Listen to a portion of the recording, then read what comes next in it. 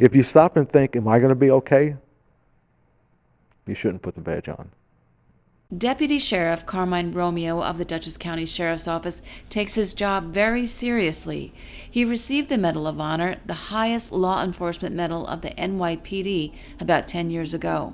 The medal is awarded for acts of extraordinary bravery, going above and beyond the call of duty.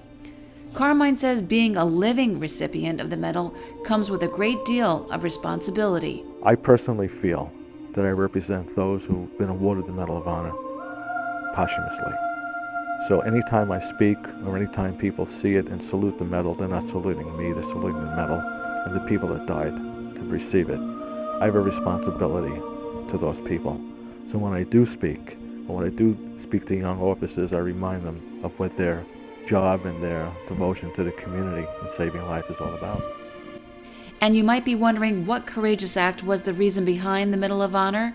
The incident happened about 26 years ago. I was with the New York City Police Department at the time, and I was on patrol, and I had stopped an individual who figured red wasn't for him, and he just kept going. And I stopped the car, and we having a discussion on a corner, and within a second, there was a large explosion. You can feel the concrete shake, and as I looked up, this Buick came about 5 feet off the ground in a big mushroom cloud. And there were just screams, broken glass. Then in one split second, it went from an ordinary day in Bensonhurst to a life and death situation. My concern was that if the car did explode, and it would have sent metal and would have sent glass to the crowds. And there were kids playing in the street. At that time, that area was the big, Bensonhurst was the big shopping area. So I decided, let me block the car with my radio car. And I had it was a Suburban, it was a mounted van. And that's how I was able to block it. The two individuals, one was completely blown away and the other one was still remaining in the car. He was on fire. So it was a horrific day. What happens when you see something like that? Do you just go into automatic pilot? You don't think of you. You don't think of yourself at that time.